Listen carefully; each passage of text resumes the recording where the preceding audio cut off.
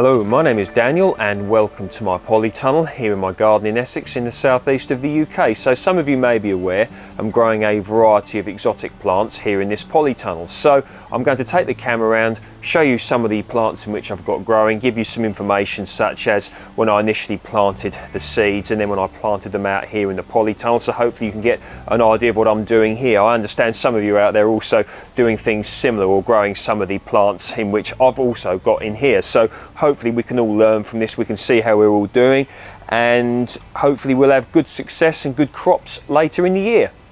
Down here is a variety of aubergine. So this is long purple aubergine, and I initially planted this on the 17th of February. So seeds in cell trays on an indoor windowsill. I then brought them out here about probably 2 months later, something like that. We were still getting frosts at that time, so I protected them in polystyrene containers. So some of you may have seen that. If you check out some of my earlier videos this year, you'll see what I did. So planted them out here, or this out here, on the 9th of May, and you can see it's doing quite well. The leaves are nice and healthy, so I'm expecting hopefully to get a crop of aubergines. That really would be nice if that did indeed happen. So you can see it looks nice and healthy there, good sized leaves, and this really has put on a lot of growth in the last 3 weeks or so. So here I've got 3 aubergine plants planted in this pot here, and this is variety Czech early. So I initially planted them on the 17th of February and then they planted out here on the 8th of May. So these are looking very healthy, and the plants are actually bigger than the long purple aubergine plant I showed you earlier. So quite excited about these. These are meant to be a prolific cropper, so expecting some great things from these. So you could see here, got some flowers coming, so hopefully I will get a crop of this variety of aubergine.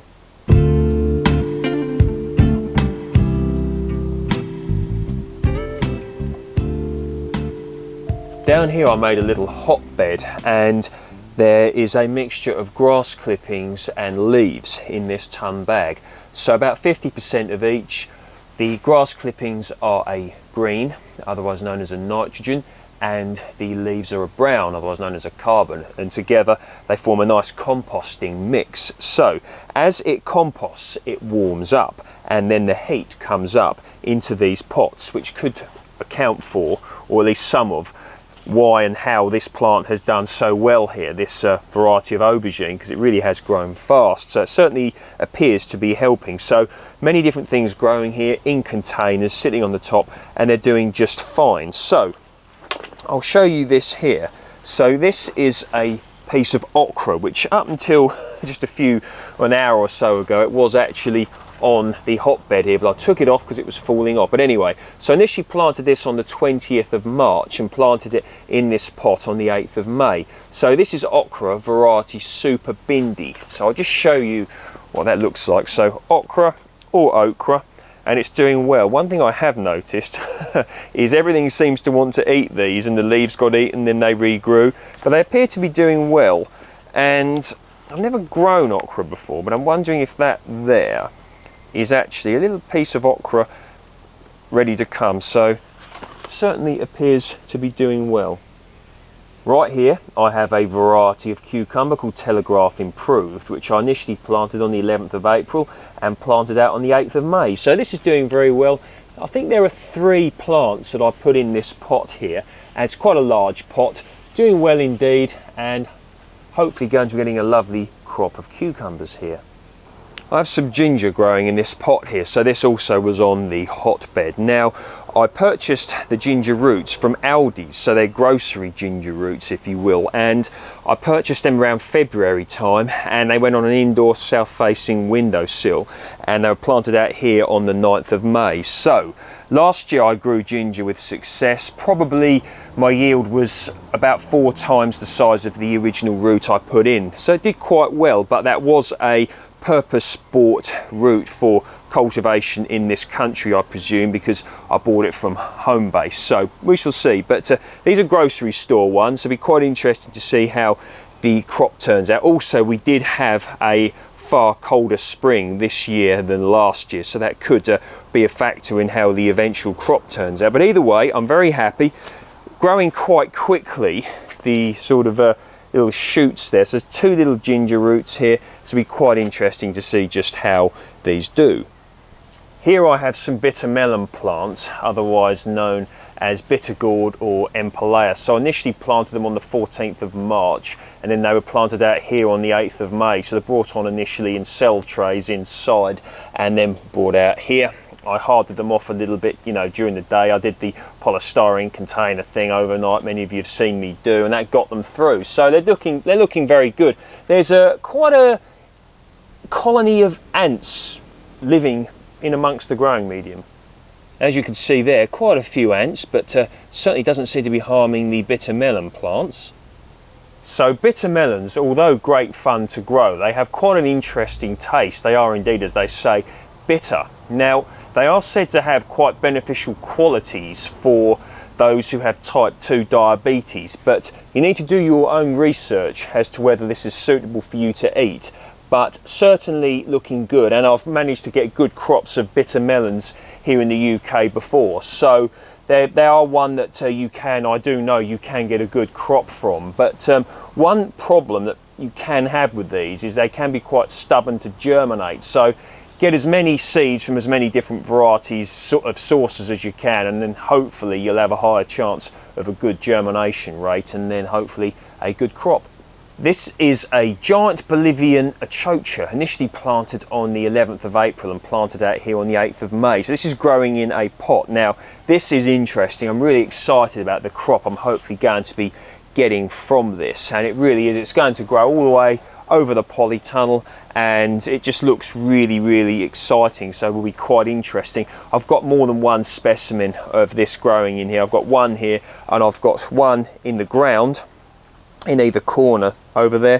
One over there is done in the, or growing in the no dig style, and over there it's grown in the ground of the polytunnel. And I think I've got one over there as well. So whoops, so yes, there's about 4 in here. So this will be a wilderness of giant Bolivian Achochas, hopefully. I'm growing several different varieties of melon this year. So down here, this is variety Petit Gris De Renne, which I initially planted on the 30th of March and then planted them out here on the 8th of May. So they're looking very good indeed. Now, Petit Gris De Renne I grew last year. It's a nice tasting melon and it cropped well here. So it could be a good variety for people to grow. I've got other varieties here as well. I have also got Crimson Sweet watermelon, and some of these, or it's one of the plants, I think I planted actually in February time, and then that went out here on the 8th of May, once again on an indoor windowsill is how I initially brought them on. So hopefully going to be getting a nice crop of melons and watermelons as well.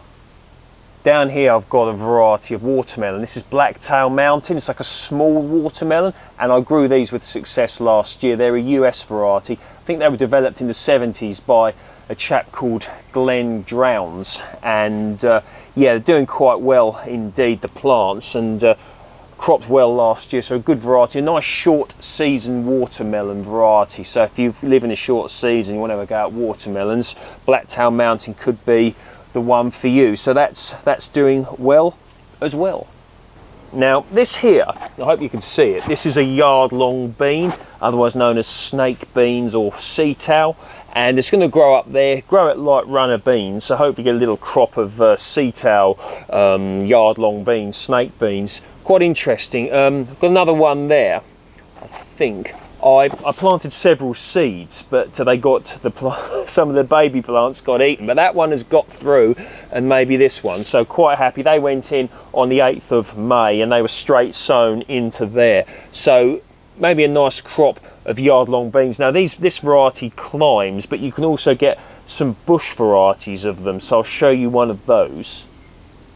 Now this is a variety of yard-long bean called Green Bush, and it is indeed what it says. It's a bush one, so a bit like how you would grow dwarf beans. It's very similar in the plant style, if you will. So see, it's flowering there. Now I think with this variety you don't eat the pods, you eat the resulting beans. So quite interesting to see how that one will pan out.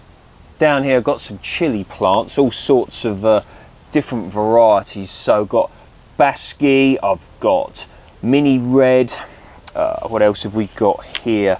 We have got, what's that one? Onavec, so real nice variety of peppers here. So I grew Onavec last year, a nice long pepper, quite interesting. So it'll be quite interesting to see how these turn out. So a lot of these peppers actually went in, if I remember correctly, went in planted initially in January. So you might want to check out my videos to see when I grew them. I did a separate video on this subject, but there really are all sorts, and it'll be quite interesting to see just how my crop of chilies, peppers, etc. does.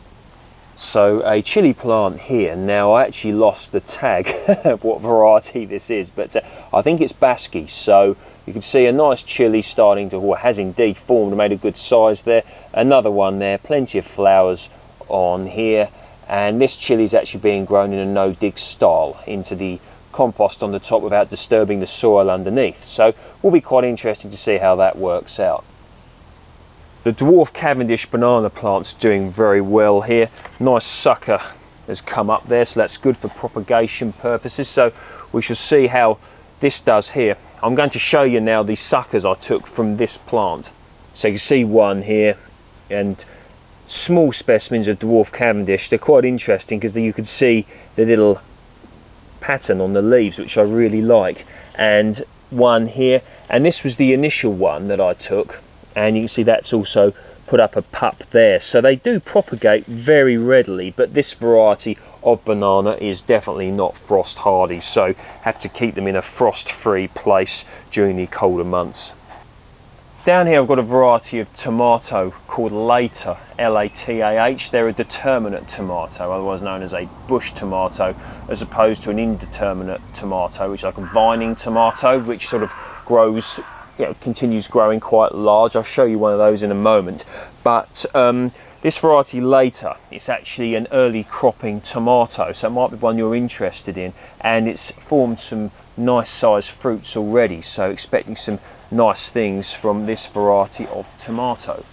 So you can see these nice little fruits that have formed here, so that's really good on that truss there. And here you can see all these flowers, so they look like they're going to be quite a heavy cropper. Now I've got, I think, two plants set in one pot, so it will be quite interesting to see, if this affects the cropping at all. But so far so good, and some nice tomatoes on here as well. I hope you can see this. This is an exploding cucumber, and initially planted on the 11th of April, planted out here on the 8th of May, so it'll be quite interesting to see how the exploding cucumbers do. So you probably worked out there's quite a lot growing in here. I really could carry on for much longer, but if I did that the video would be far too long. But anyway, let me know how you're getting on with your exotic fruit and veg growing. I'd love to hear how you're getting on, so comments, questions and whatever's, put them down below, and we'll see how we are all indeed doing. Anyway, if you like my work, please feel free to like, share, subscribe. Enjoy the remainder of the weekend, and I'll see you in the next video. All the best.